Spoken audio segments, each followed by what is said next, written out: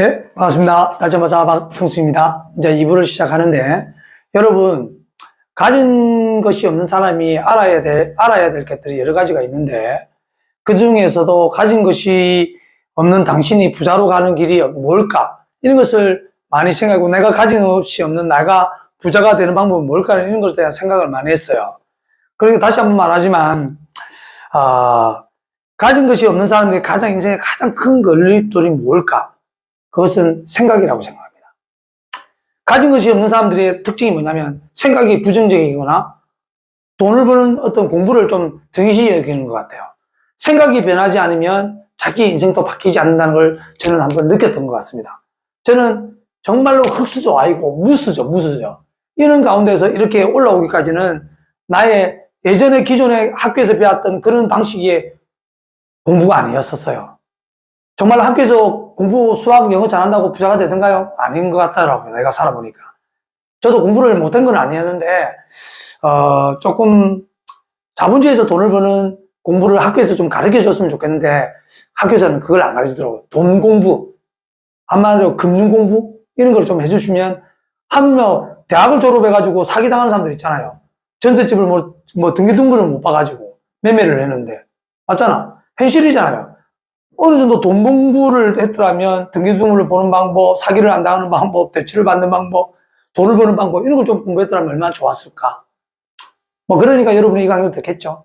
자, 제가 한번 시작하도록 하겠습니다. 저번에 부동산 돈을 벌기 위해서 공부가 9가지가 필요하다 했죠. 저번 이제 1단계, 1단계, 2단계, 3단계가 있었는데 1단계에서는 저번에 부동산 흐름, 타이밍, 심리에 대한 것을 알아야 된다고 했고요. 두 번째, 2단계에서는 반드시 부동산 가격 분석, 이 물건을 사는데 비싼지 싼지를 알아야 될 거 아니야. 아파트를 제외한 거래 빈도가 없는 빌라, 단독주택, 오피스텔, 연리, 토지 이런 거. 이걸 모르면 안 됩니다. 그 다음에 부동산을 보는 안목. 자, 안목하고 그 다음에 인테리어, 견적 꼽는 것도 알아야 되겠죠. 오늘 세 번째는 세금에 대해서, 협상에 대해서, 그 다음에 IT 도구 활용을 통해서 여러분은 부동산 공부 9가지를 이렇게 마치면 여러분이 자신을 가지고 종잣돈을 가지고 실행을 할 수 있다는 거죠. 이 9가지 공부가 끝나지 않으면 자세하게 공부를 다뤄야 되겠죠. 이런 거를 할 수 있어야 돈 버는 도구를 내가 준비가 되었다. 투자는 언제 하느냐?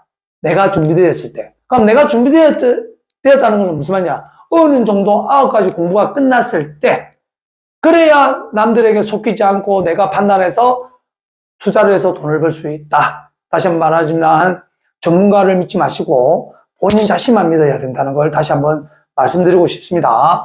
자, 그러면 여기에서 이제 3단계에서 이야기하면, 자, 세금. 자, 세금은 여러분, 세금 중요하죠? 자, 부동산과 세금 보세요. 부동산과 세금. 자, 우리가 부동산 종류는 여러 가지가 있습니다. 솔직히 아파트도 있고, 빌라, 주택, 상가, 오피스텔, 토지. 자, 이런 부동산 종류가 여러 개 있죠. 여기에다가 각각의 세금이 붙어요. 세금을 8가지 정도 세금에 대해서 빠삭하게 여러분은 알아야 돼요. 이 안에서 지금 세금을 다 설명할 수는 없지만 현 시대에서 중요한 세금에 대해서 이야기를 한다면, 첫째, 취득세 요즘에는 중과세도 있지 않습니까? 710 부동산 때문에 이제 조정돼서 이주택세는 8%에 대한 그 중과세가 있지 않습니까? 취득세에 대한 세금을 여러분도 반드시 알아야 되겠죠. 두 번째, 우리가 보유하게 되면 재산세라는 걸 냅니다. 재산세. 자, 이거는 흑토자입니다. 이게 흑토. 땅 위에 건물이 생기는 재산세를 내야 된다는 거죠. 세 번째, 종합 부동산세를 내게 됩니다.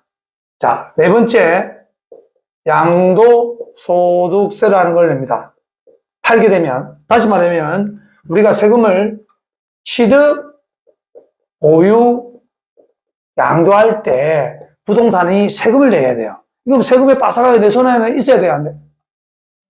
근데 취득세도 요즘 어려서 사람들이 잘 모르는 사람들이 많아요. 샀는데 언제 처분해야 되는지, 취득세를 8% 묻는지 안 묻는지. 이거 모르는 사람 천지입니다, 소장님들도. 자, 그래서 제일 어려운 게 양도소득세인데, 이거는 내 손 안에 있어야 돼요. 양도소득세도. 자유롭게. 취득세도 알아야 되지만, 요거 보유세, 요거는 잘 모르더라도, 최소한 요거는 알아야 되겠죠? 그 다음에 취득세도 요즘은 알아야 되니까. 그 다음에, 5번째, 종합소득세에 대해서 알아야 되겠죠? 예? 그 다음에 장사를 하든지 뭘 하든 사람한테 부가가치세라는 것도 좀 알아야 됩니다. 여러분. 왜냐면 부동산 매매할 때 상가를 매매할 때도 있고 임대할 때도 있고 부가세를 좀 알아야 되니까. 그 다음에 7번째, 여러분이 살아있을 때 증여세를 내거든요. 이 증여세를 취득, 보유, 취득하고 그 다음에 우리가 증여를 받았을 때 취득세와 증여세와 양도세를 세 가지를 계산할 줄 알아야 돼요. 증여를 받아, 그냥 증여받으면 증여해서 취득세 내거든요. 그 다음에 증여세도 내거든요. 그 다음에 나중에 팔 때 양도소득까지. 자, 그 다음에 8번째가 우리가 죽었을 때 상속세. 자, 상속세도 취득세가 필요하겠고, 상속세가 필요하고, 나중에 양도할 때 양도소득세가 필요합니다. 이렇게 상속을 받는 순간 상속에 대한 취득세와 상속 재산가액에 대한 상속세와 그 다음에 양도소득세를 미리 계산해서 부동산을 투자를 하든지 해야 되는 거죠. 부동산에서는 세법은 굉장히 나의 수익과 연결되어 있기 때문에 저는 취득부터 양도할 때까지 모든 것을 세금을 미리 계산을 합니다.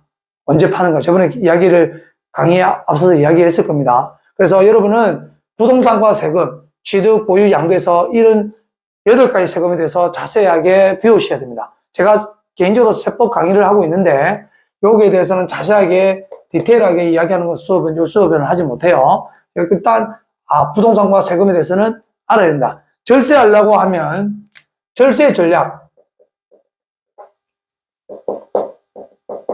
자, 절세 전략은 여러분이 책에서 나오는 거와 신문은 조금 다른데 한번 이야기해. 절세 전략 첫 번째, 과세 표준이 무언가를 더해서 일단 이론적으로는 알아야 되겠죠. 두 번째, 세율. 중과세인지 일반 세율인지. 맞죠? 그 다음에 어떠한 절세를 발표할 때 요건이라는 게 있어요. 요건. 1세대 1주택 비과세 요건. 거주주택 비과세 요건. 무슨 요건이 되면 어떤 걸 절세를 할 수 있다는 거예요. 그 다음에 요즘에는 하도 유권 해석이 많이 빠르니까 유권 해석. 유권 해석을 좀 깨뜨리고 있어요. 왜냐하면 책에 나오지 않는 것들이 유권 해석들이 많거든요. 유권 해석. 5번째, 부동산 정책. 이래야 하면 절세를 할 수 있다고 책에서는 이야기를 해요. 그러나 실질적으로 제가 할 때는 10가지를 어떻게 이야기하냐면 0, 1, 주, 용, 멸, 증, 야, 이, 증세. 이 10가지로 세법을 활용해서 자, 제일 먼저 비과세가 되면 여기에 대한 알 필요 없죠.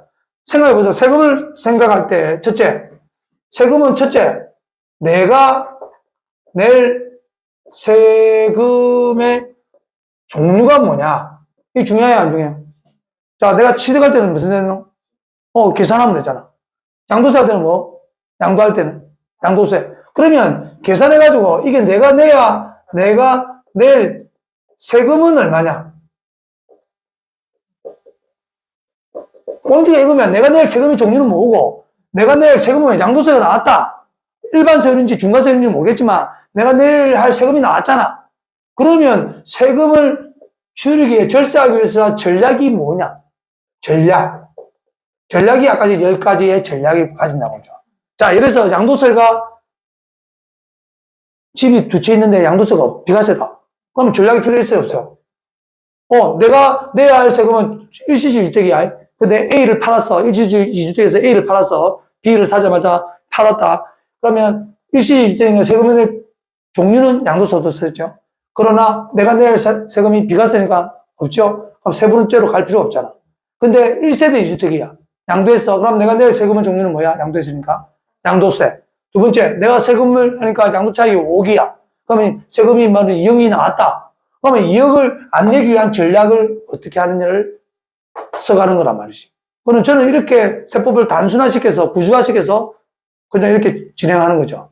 그러면 내가 전략이 양도 차익이 2억이니까 양도 차익을 줄이기 위해서 어떠한 전략을 쓰느냐. 자, 0은 양도 차익이 작게 제로에 가깝게 만든다. 즉, 과세 표준이 제로가 되게 만들려면, 양도 차익이 작게 만들려면 어떻게 해야 되는가? 두 번째, 일시적 이주택을 잘 활용한다. 세 번째, 주거용 임대사업이죠. 주거용 임대사업이 있거든요. 주택 임대사업자를 잘 활용한다.